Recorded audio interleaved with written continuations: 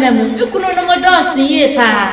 na me nua mema modoso edosu ye pa nti nse ebasa na se wo amu ani anya dia ombe yo bukata nsa ya kawo amia ha nse ya twema wo mokra wa atiefo ni ayefo mema wa hye bi eye adekye mu nse na muni abade mu hu mesadre dia munim se na ensema ayeda paso a chese etwegu ewo FPNTV so no eno a ena yede ebesomo na mososo mohunu nia ekoso yeyina yenim se eye AsanteHemaa ye ade ato nani enne eye nana Konadu Yiadom na watchda 1 week observation eye AsanteHemaa the third yenyane nti yese wakanchina gu wanyane baabi ekro no enne eye ne na watchda enu nti no sa wokọ Manhyia wayo butu na niema echegu ewo hode enya asanketwa ekra anunti yanhye bibi kakra bi emfa NSEM nana Konadu Yiadom AsanteHemaa the third yawo na 1927 and say yawo 2025 that means so subtract here benya 98 98 years na wonim omame ene nana afia kobi se wa ampem the second mame de me bete no history kakra schools bia obiebie ni ade obawo wom se na ohema oba nanso obo adwuma me bete na eyi kakra oba mana onani adin a wogina etumi yie bibi ema wo man no onso obesum ye pa tinana afia kobi se wa ampem the second omame enono na yaka nana Konadu Yiadom the third idea yahu se ono na ye the 14th queen of the Asante kingdom eye friend se NSEM afia kobi ne mano nyina omuye num ono ena etoso I think say he was the 14th queen 14th queen. I stand to be corrected, but that's the information. The 14th queen of the Asante kingdom. And out of 5 children, Nana Konadu Yiadom was the first out of the 5 children. And ne papa so yenyana ehunumu anase yenyana adesuamu se opapa ne yefe no opanyini kofifofie. Yes,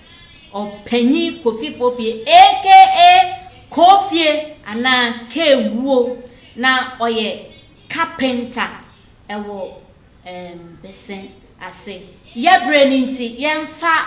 kakreye na yemmomra Manhyia na yenkohwe enioma echegwo ewo Manhyia mpatam anase Manhyia abonten so na wonso hwe wani so ade anye nyina na ebetimi akohodom akwakohwe bie but yenya akwanya na yentimi enkoho ninti no erade so adom yenso yebetwa Facebook no so anase FPNTV no so ama washe enunti say wo he say na we are live on YouTube, we are live on Facebook, we are live on TikTok, we are live on all the other social media platforms. Yanko Manhyia portal Manhyia application yanko so etwegu ewo honi bi emra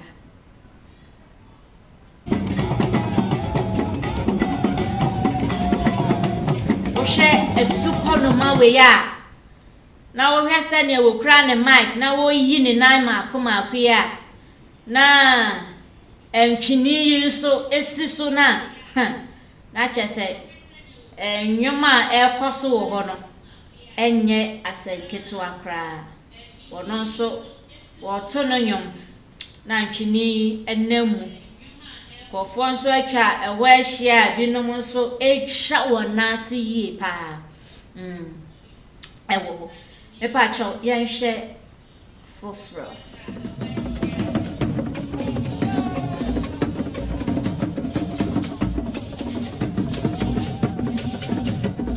akomfo no so tijina mu na asa akomfo no so wadi wo ho no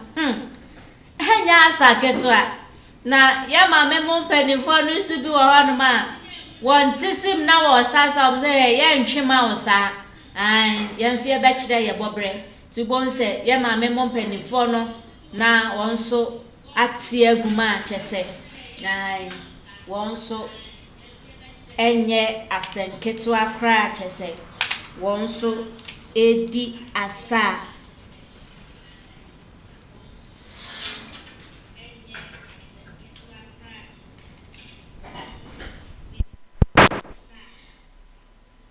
enti weye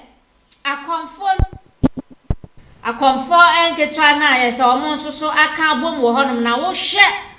That's right. Chan ho Fred sa just say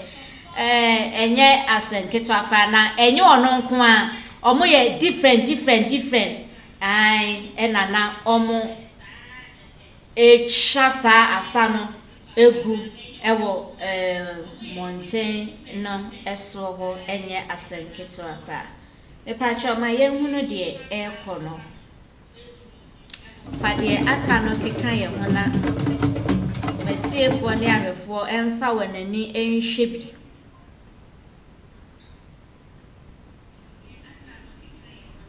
ti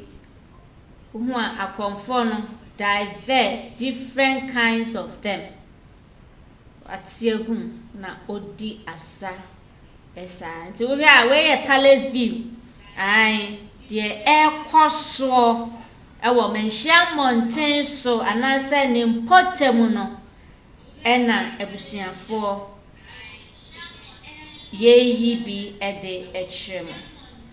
me pa cho yankwa yanim wai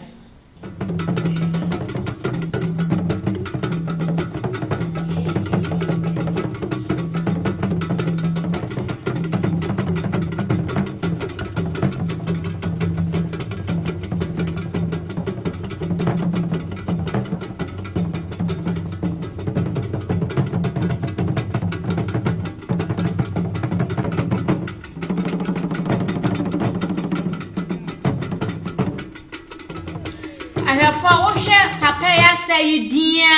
eye kasa o ka bibi enye asabia na o kasa but then asa o sano eye language wo ma omunim ne de e represent bibi ejina ho ma ensem bi a wo ye de wo ka nti wona wati ase de ewom se ye hu ni se asa na wo sa but then eye kasakwa bi a wona masa no so eka na wona wati ase nso de wati ase ti ukọ Manhyia ubehunu we enyina ye nana ama Konadu Yiadom AsanteHemaa the third ne 1 week ne na watchda ena chese yecha ewo Manhyia important eho wo hwe picture ye da so ya ebia na wunya akwanya enhunu ne da anase wonhia no ba bia eda AsanteHemaa the third ni picture enoda ho so no oba fe krokro wa kama waka ne yomu a chese enye asenketo akra nti na ama Konadu Yiadom AsanteHemaa the third ni picture ene da so kama Me pacho young quay.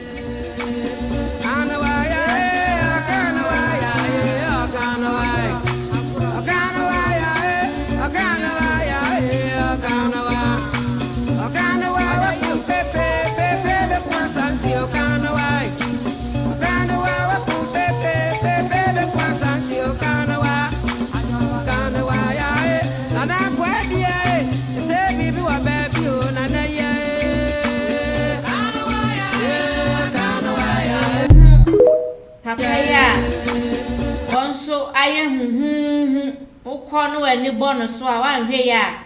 I will bet baby afa. I send you will see a can second a womb dear bonnet cheer dear book bonnet near Shanna no a war way near the idea. Nini nigh assembles at a gina at a maybe bina a brain intino yen to mean chile and some will be a mamre. Ene amanya ne amamre ekwan so enu nti no we ni nyina ye kase ye chirechire ma sikan ya wotwe no de ahyem sikan ya wotwe no de ahyem de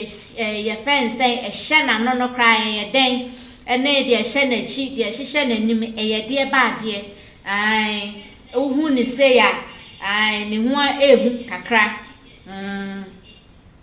nani ehu kakra wokọ na akohu se wogina ho a wuntimi nyina ho hwe ne saa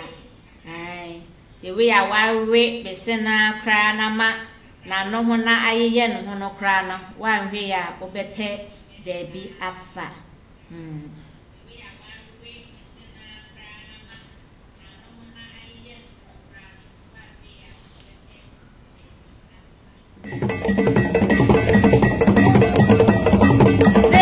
videos and also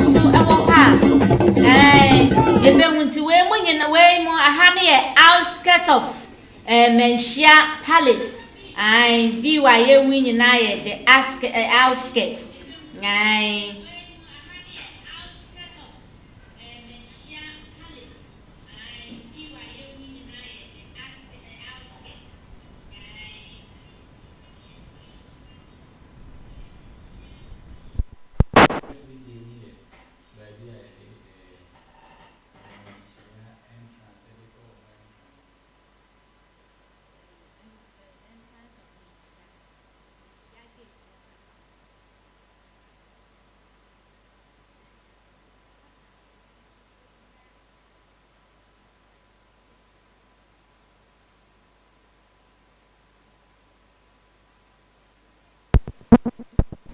Nemum ehwane ye Manhyia abonten so aha enti wo hwe senia ebinom nso etete ho relax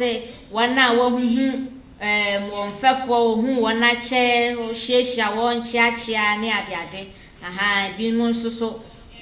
di asa chese ai enye asenketwa ekra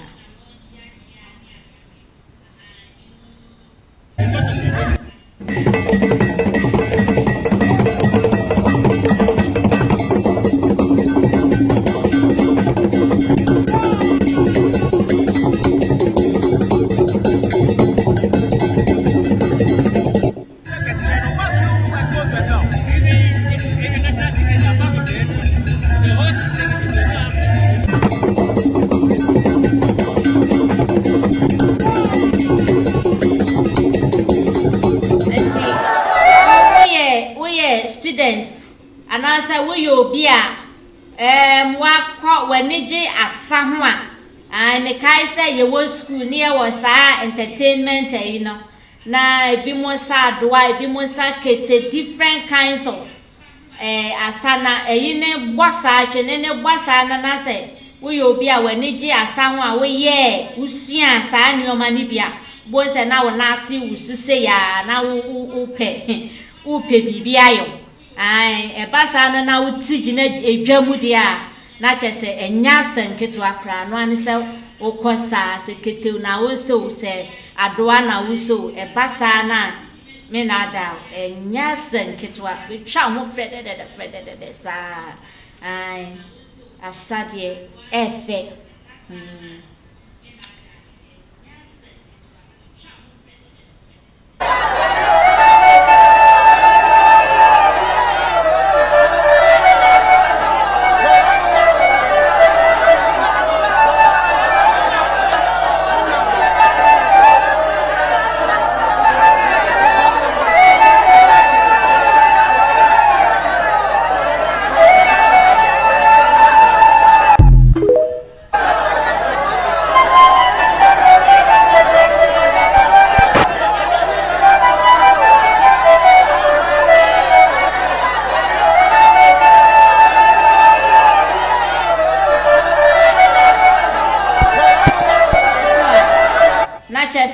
ye kwa ahemfie ho no aha fahadia na chese wani chire ahemfie ho ankasa nti de na ekoso no de ni nyina wo around wa but then wo fahadia na chese ahemfie ho nankasa na wo ye den wo ko aha nti ye review no na ye nkọ ho esi ye benya video bi nso so ewo inside wa na ye mfama ya hwefo na ye tiefo no nso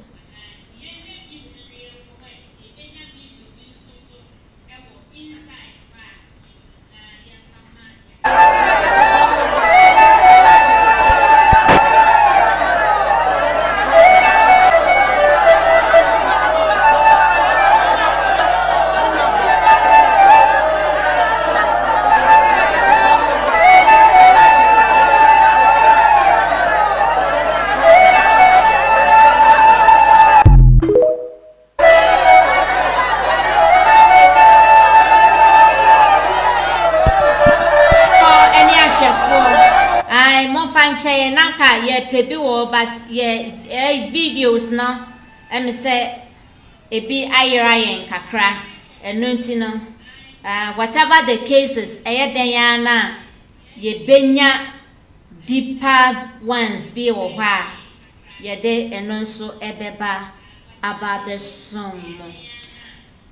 atiefo ne ahwefuo eha FPNTV official eso AsanteHemaa the third wenya ne baby eko ene ne na wochida na ne honsem kakra ene de ekoso ewo Manhyia ho ena yede ebesom ti afe na wode wa fidie no ato ha Nana ama Konadu Yiadom AsanteHemaa the third wenya ne baby ko onya 98 years yesre odoma nkoma se onfa ne kra ensie yema yenyina ye ho nso ne die ma AsanteHemaa demri fadie die ne amane hono Yeni soon, wo de ekanipa ho den ya yenyina yebeko media ene Patricia Odro ushame na ofra me madam pata medofo mejeoso eha ena mendewo ebisi de aka ewo inside wa etwasa me de besom no ho donti mekwa kope na me de abesom me do bebre makra